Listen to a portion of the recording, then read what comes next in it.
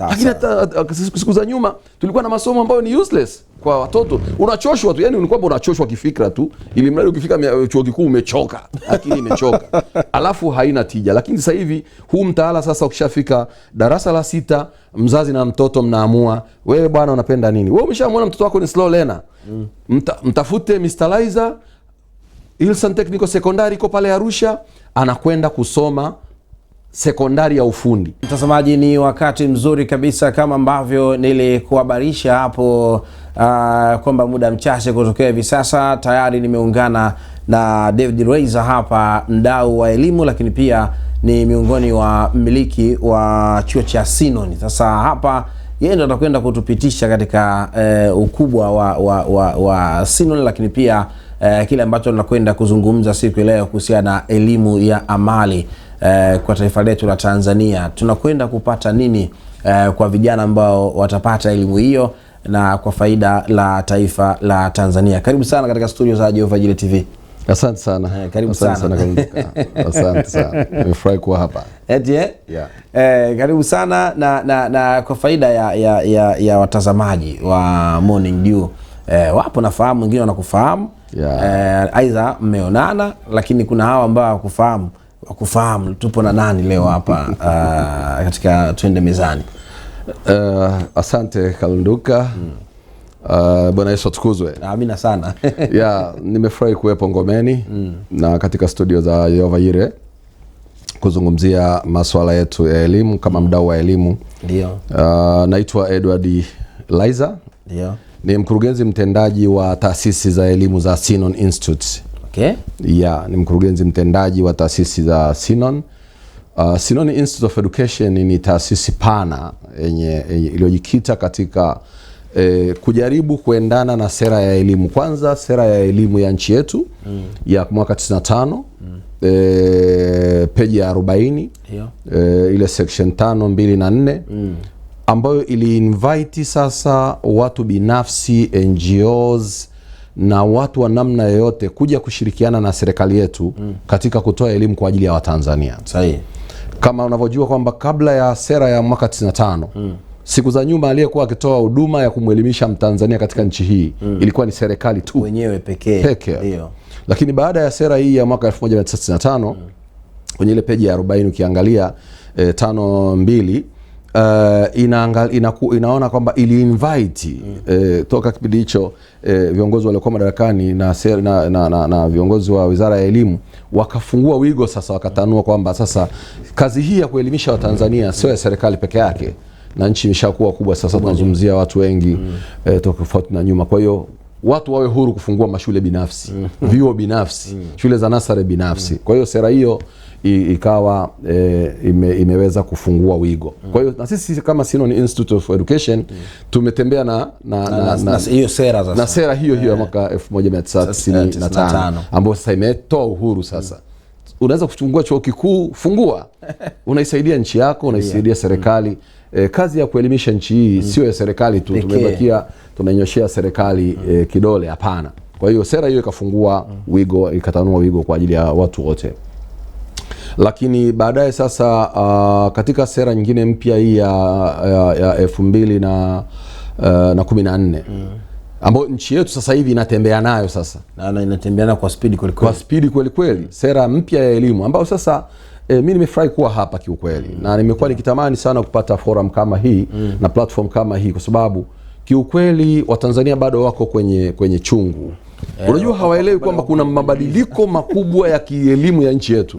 Kina Adolf Mkendo akiwa anazungumza na waziri wa elimu, kuna baadhi ya watu pia wanakuwa kuipata ile elimu kwa upana zaidi inakuwa ni nadra sana. Sahihi kabisa. Na wengine wanaona kama it's like siasa, lakini nikwambie tu katika kipindi ambacho tumepata mamlaka iliyokaa madarakani ikafanya miujiza, ikaintransform hii nchi kielimu, ni awamu hii ya sita ya Samia Suluhu Hassan. Yes, of course. Na Waziri Mkenda. Hawa watu watapewa maua yao daima katika nchi hii. Sawa. Lakini pia na kazi kubwa ambayo inafanywa na Dr. Anet, mkurugenzi wa TIE, ambao sasa ndio wameform huo mtaala mpya sasa. Kwa hiyo sisi kama Sinoni Institute of Education tumeona kwamba na sisi tutembee sasa na huu mtaala mpya na hii sera mpya ya mwaka 2014 kwa ajili ya toleo la 2023. Kwa sababu tunasema tunatembea na mtaala mpya wa sera ya 2014 toleo la 2023. Katika mfumo mpya wa elimu sasa ambao mtaala wetu sasa umekuwa modified kuanzia nasare mpaka elimu ya juu chuo kikuu. Okay. Tuna mtaala mpya sasa. Na huu mtaala ambao umebadiliko ambao tunazungumzia hapa swala zima la elimu ya amali. Kuna huyu mtazamaji saizi yupo anatazama Morning Dew lakini anashindwa ukimwambia elimu ya amali anajiuliza hii elimu ya amali ni elimu ya namna gani? Kwa sababu shazoea kwamba labda mtoto akimaliza kuna mawili. Sema huyu kafeli tumpeleke VETA. Huyu kafeli tumpeleke huko. Sasa elimu tunapozungumzia elimu ya amali tunazungumzia elimu ya namna gani? Kwanza perception ya Tanzania zamani ilikuwa inaonekana mtu anaenda ufundi ni mtu aliyefeli. Of course. Yaani wewe ni sahihi kabisa. Lakini nini tatizo? Wanangu wanasema wanapenda kuniambiaga daddy, we had a colonial legacy education. Ni kweli wakati wa sera za mkoloni siku za nyuma alitaka elimu ya namna hiyo ya watu kujiamini sana for nothing. Yes. Tukapewa elimu karirishi isiyokuwa na tija yoyote. Kwa hiyo wewe unavimba tu kwamba nina bachelor degree na masters, lakini tukikuuliza leo masters hiyo au unaifanyia nini? Ina tija gani kwenye community inayokuzunguka? Kwa uzalishaji wa taifa lako? Ilikuwa haina. Kwa hiyo sasa baada ya sera mpya ya elimu, nirudi hapo. Ndio. Ambao nakwambia kiukweli Rais Samia Suluhu Hassan katika marais wote aliyesubutu kugusa moyo wa nchi, ambao moyo wa nchi yoyote au moyo wa binadamu yoyote ni elimu. Sahihi. Elimu. Ukitaka kumzima mtu mnyime elimu. Na ukitaka kumfungua mtu mpe elimu. Mheshimiwa Rais Samia Suluhu Hassan kupitia waziri wetu Mkenda, kwa kweli kazi walioifanya ya kuamua kuibomoa mtaala wa nchi hii na kuja na mtaala mtambuka ambao unaifaa Tanzania ya leo, bwana, kazi wameifanya. Hichi ambacho nakizungumza, kuna clip moja niliona kijana mdogo kweli almost miaka 6, lakini anaizungumza engine ya gari. Pati zote hivi. It means kwamba alianza kupata hiyo elimu ya vitendo tangia naanza mdogo. Sasa tukija kwa upande wako wa Sinon, mimi nimebahatika kufika kwa upande wa hapa Kimara Temboni. Kimara Temboni nimebahatika kufika na nimeona ukirecruit kuanzia vijana wadogo. Sasa wao, kuna mtu saizi anatazama, natamani kuona kwamba hichi ambacho tunakizungumza kijana wake akipate elimu ya amali. Kwa upande wako wewe wa vitu ambavyo unavisimamia, unaitoa kwa namna gani? Labda ningetoa kwanza mtazamo wa mtaala mpya. Mtaala mpya ambao ndio sasa hivi wa Tanzania hawajui kwamba wauelewe kwanza. Alafu ndio tuje hapa. Sawa kabisa. Kwamba baada ya sera hii mpya ya 2014 toleo la mwaka 2023, serikali imekuja na muundo mpya wa kimtaala. Kwanza sasa ina maana kwamba ile biashara ya kusomesha mtoto miaka 17 alafu narudishiwa naambia akajiajiri wakati hujamtayarisha kifikra kujiajiri, itakuwa haipo.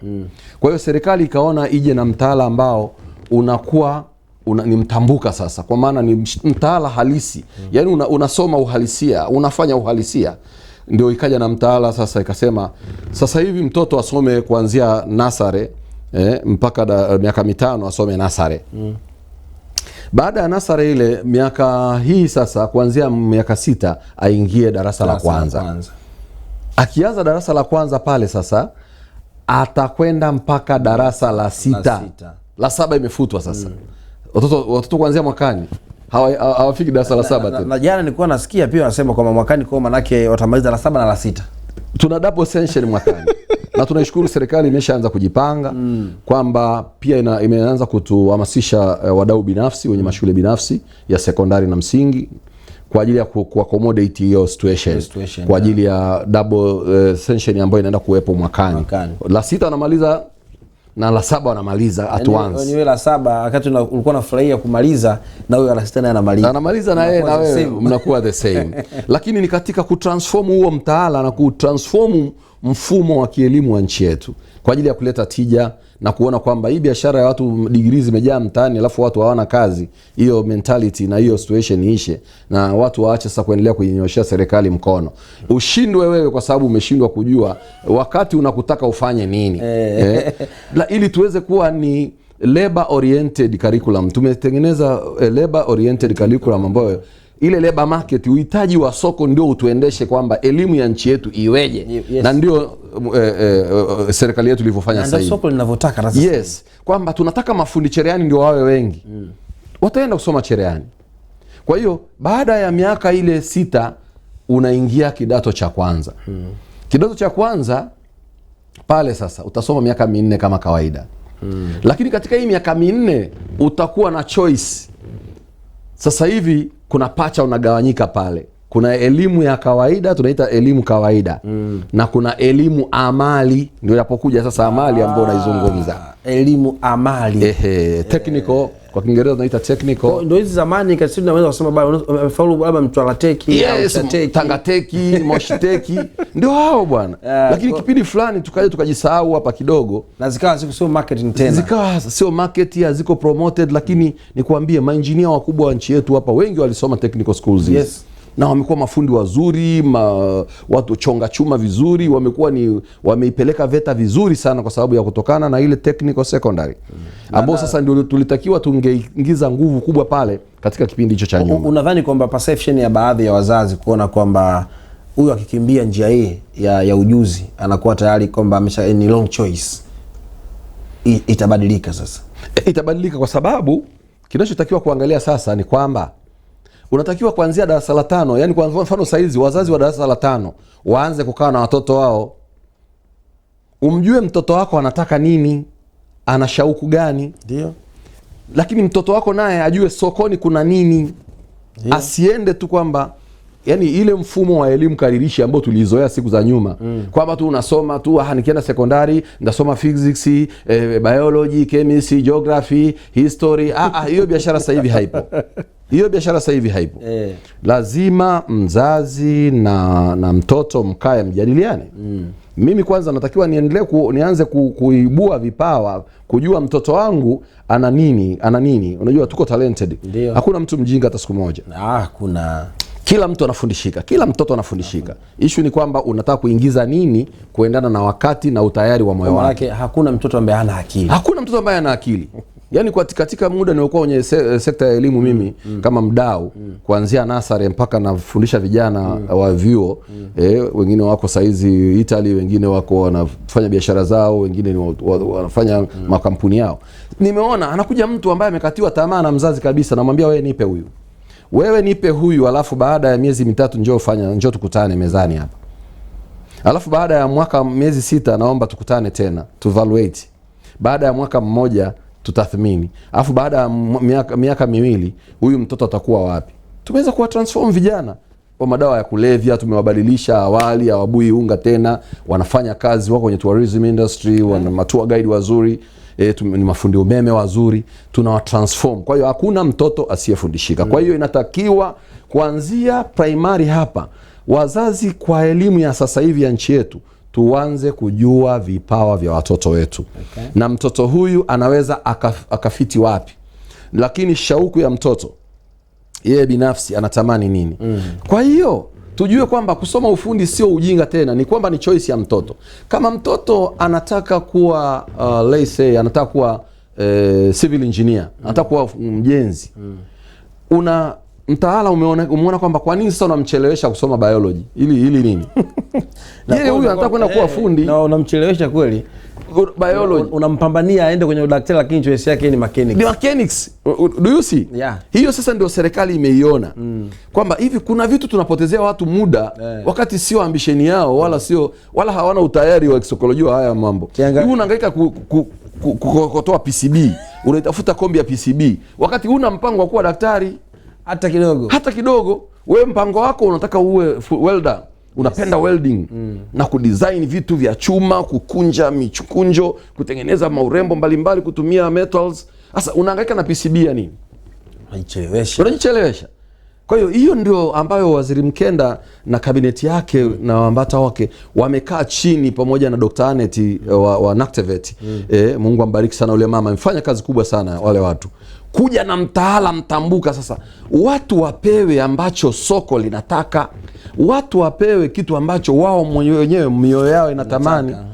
Na ndio maana ukienda leo sasa, ukienda pale NACTVET au ukaenda pale TIE, Tanzania Institute of Education, serikali imesha print vitabu vyote vya taaluma zote za nchi unazozijua wewe. Wameshamaliza. Kwa hiyo ina maana bana, mimi napenda kuwa mhudumu wa hoteli ya kitalii. Wala sihangaiki. Naenda sekondari form 1 mwakani, lakini nitasoma kozi inaitwa hospitality. Nitasoma sekondari ya ufundi with hospitality, sekondari ya ufundi na ukarimu, ili nikawe receptionist au nikawe tour guide, niongoze watalii. Kwa hiyo unapokuwa sekondari kidato cha kwanza unaanza kujifunza, yes. Kwa maana yake unapoanza kidato cha 4 unakuwa special, umeshatambua kwa mimi natoka hapa naenda sehemu fulani. Exactly. Sio tena unaanza kwenye kupambania kwa sasa unamaliza form 4 uelewe. Hivi mimi nataka nini? Kuna muda unafika unamaliza afu uelewe, mzazi akwambia wewe nitakupeleka VETA. Wewe utaenda hivi, lakini that's why yani wewe bana nitakupeleka VETA. Yani tunakurupushana tu hapa mwishoni kwamba, lakini sikuwa na utayari wa kisaikolojia kwamba nina mpango baadaye nikimaliza form 4 niende nikasome VETA, nisome welding au nisome electrical.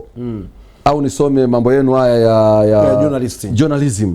Kwa nini kama mtu anataka kuwa journalist unamhangaisha kusoma PCB? Unamchelewesha. Aende sekondari ya ufundi, sawa, asome sekondari ya amali, alafu atakuwa akidili na hiyo mambo ya arts na mambo ya journalism, mambo ya video production, mambo ya audiovisual. Atazikuta kuanzia form 1 mambo haya, ili akatoke na hicho kitu na atakuwa ameiva sana. Na anakuwa ameiva sana kwa sababu ana miaka 4 hapo ya kidato cha kwanza mpaka cha 4 ya kupambana na vitu hivyo. Na kitu ambacho kinakuwa cha kipekee sana. Maana na kwa mantikio tutapata watu wengi wenye utaalamu, na ukiangalia sasa hivi sekta nyingi zinataka wajuzi. Exactly. Na sio sekta Kalugula ni kuombe. Sio sekta. Demand ya nchi yetu kwa sasa, tunahitaji wazalishaji, hatuhitaji mabosi. Tulichokuwa tumekosea hapa, lakini ilikuwa ni wakati pia wa Bwana, na tunasema wakati wa Bwana ndio wakati sahihi siku zote. Hapa nyuma tulibadilisha mpaka kina nani ile nini ya Mbeya ilikuwa ni nini? Mbeya ilikuwa ilikuwa sekondari ya ufundi, tukabadilisha ikawa chuo kikuu. Ndio Iunga sijui. Iunga. Ni kwamba nchi kwa sasa inahitaji wazalishaji zaidi, haihitaji wasimamizi. Unapokuwa unazalisha, kwa mfano tuna vyuo vikuu sasa hizi, tumepandisha vyuo vikuu kutoka chuo kikuu kimoja cha Dar es Salaam. Tulikuwa na chuo kikuu kimoja cha Dar es Salaam. Hadi sasa hivi tunazungumzia vyuo vikuu zaidi ya 45 pamoja na vyuo vikuu vishiriki. Ni vingi sana. Sasa hizi bachelors, hizi degree unazozizalisha, je, zinakuwa na impact gani kwenye uzalishaji wa nchi yako? Katika daily production ya nchi.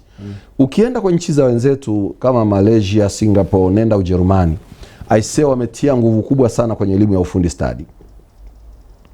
Kwa tunachokiona labda kwa China, Korea au kwa elimu watoto, hii elimu ndio iliwasaidia. Unaona kiteknolojia wamekuwa wako mbali.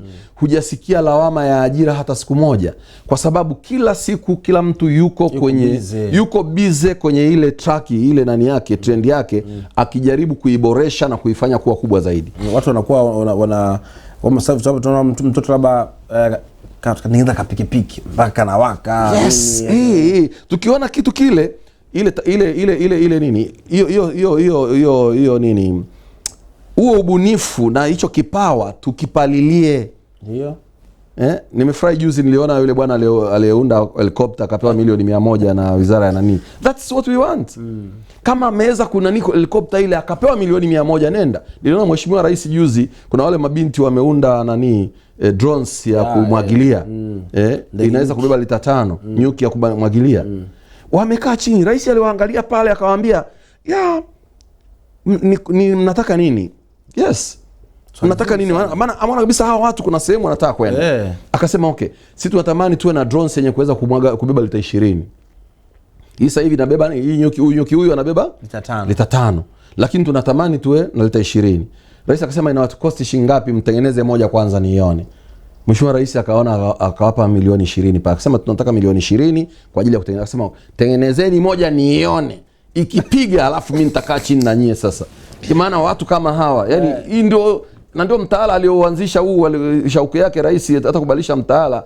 Watu tuwatengeneze wazalishaji wa nchi. Tuwatengeneze watakao sukuma uchumi wa nchi uende mbele. Na nikirejea nyuma nakumbuka kipindi cha hayati JPM wakati wale wanaochola ndege. Akisema zamani walikuwa na ndege inatoka hapa na kwenda mbali zaidi.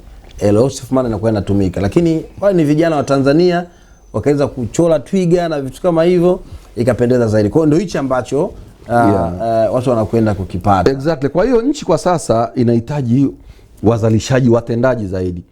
Huu sio muda ambao nchi yetu inaitaka mabosi, degree, na kwa sababu ya uaminishaji sasa watoka nyuma. Yaani mtu akishakuwa na degree kutoka chuo kikuu cha Dar es Salaam pale, ukimwambia sijui fanya hiki, anaona mimi na degree yangu nikafanya hivi bwana.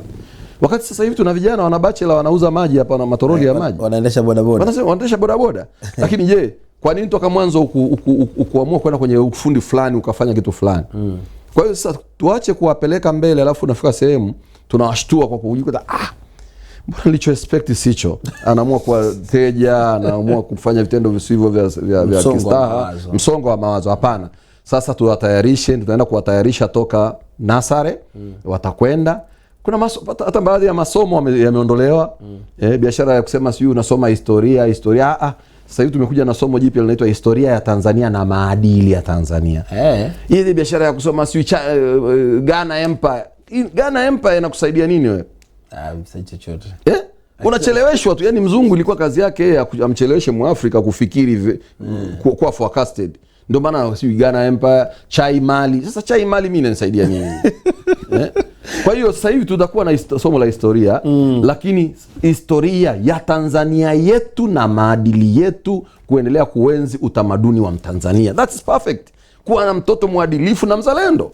That is very good. Lakini siku za nyuma tulikuwa na masomo ambayo ni useless kwa watoto. Unachoshwa tu, yani ulikuwa unachoshwa kifikra tu, ili mradi ukifika chuo kikuu umechoka, akili imechoka. Alafu haina tija. Lakini sasa hivi huu mtaala sasa ukishafika darasa la 6, mzazi na mtoto mnaamua, wewe bwana unapenda nini? Wewe umeshamuona mtoto wako ni slow learner.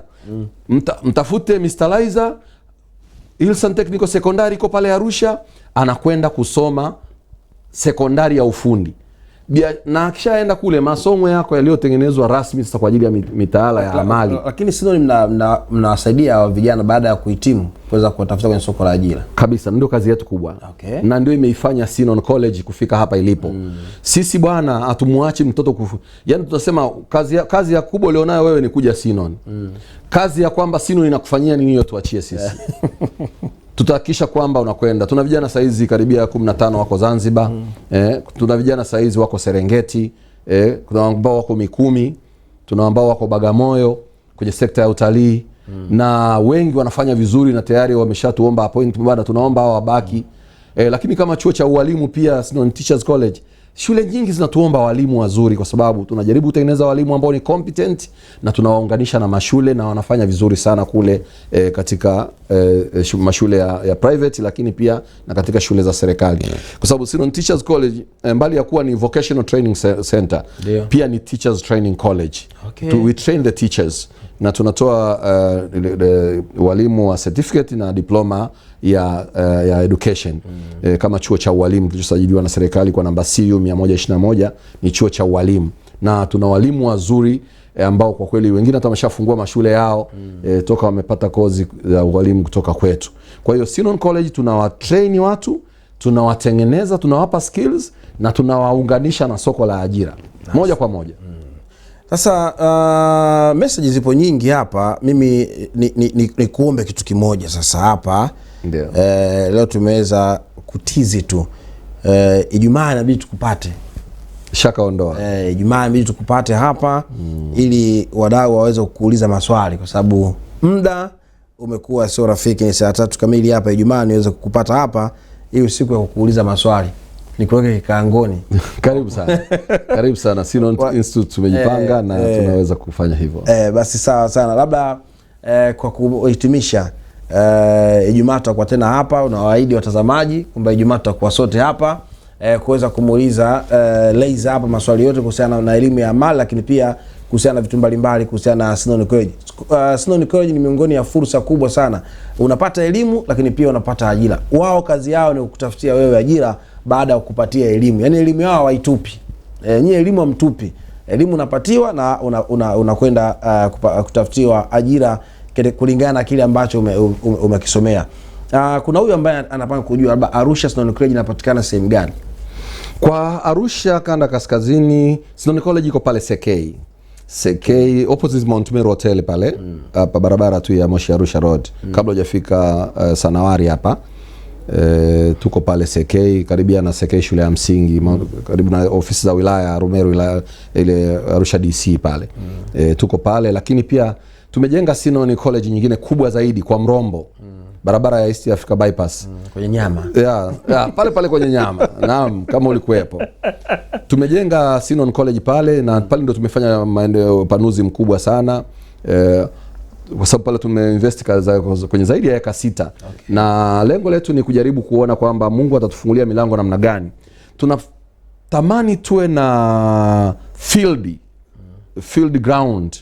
Yaani niwe na carpentry department imejengwa ya kutosha, kuwe na welding department imefungwa vifaa, automotive imefungwa, electrical imefungwa. Kwa hiyo kinachokuja ni kwamba kwenye uwekezaji wa technical pia inahitaji mtaji mkubwa. Kwa sababu tunataka watu wajifunze kwa vitendo. Kwa hiyo pale East Africa Road, kama naenda Intel, kama watu wanajua Arusha vizuri, kama naenda Intel barabara East Africa roundabout ya kwa Mrombo ile wanaita. Wanaita kibao cha shule. Kibao cha shule ndio hicho, ndio inaenda kwenye shule yetu. Kibao cha shule cha pili. Tuna Sinon College pale Murieti. Sinon College Murieti kwa Mrombo.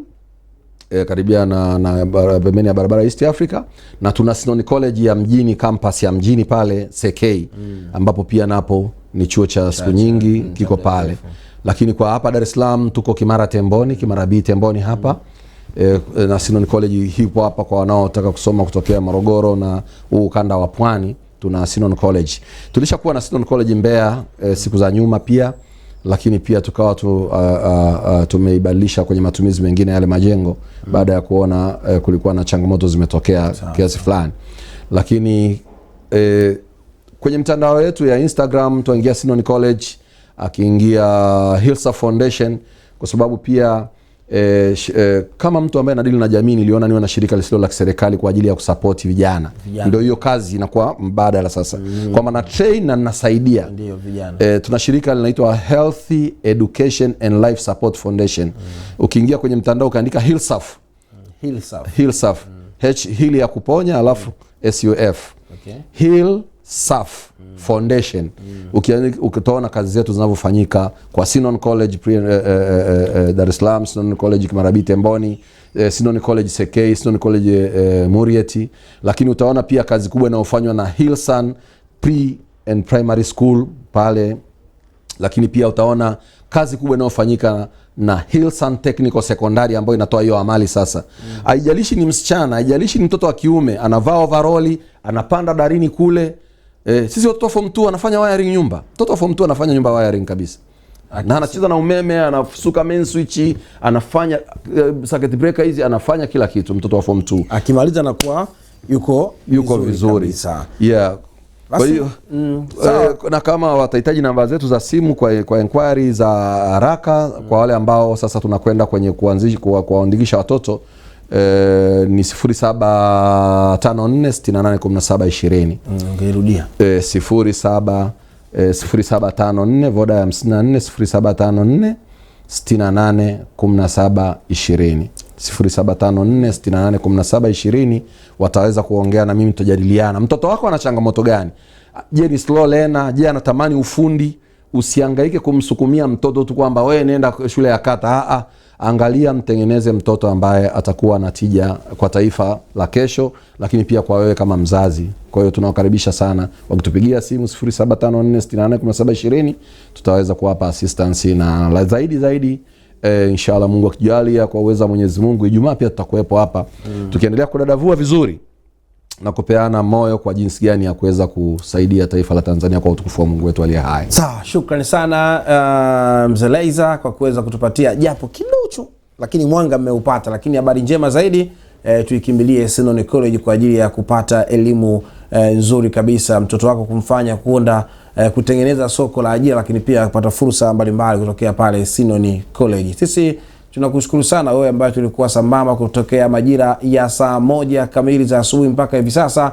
Ijumaa tutakuwa naye hapa Laizer kuweza kutupitisha, lakini pia na wewe itakuwa fursa kubwa zaidi ya kutuma ujumbe mfupi wa maneno hapa, kuuliza chochote kile na kupiga simu kumuuliza. Tutamweka kikangoni hapa siku ya Ijumaa kumuuliza maswali mbalimbali. Na mimi pia leo sijamuuliza maswali. Ijumaa tutapata maswali ya kumuuliza maswali mbalimbali, na nitazungumza na producer tu na muda mrefu zaidi wa kuweza kuzungumza. Mimi ni Geoffrey Moses Kalundu kwa niaba ya wote ambao tulikuwa nao kwenye kipindi cha Morning Dew. TX pale William Johnson, cameraman ni Flavius, kuhakikisha kwamba kila kitu kimekwenda salama kabisa. Ukaribisha siku ya Ijumaa katika ibada ndani ya ngome ya Yesu Kristo. Bye bye.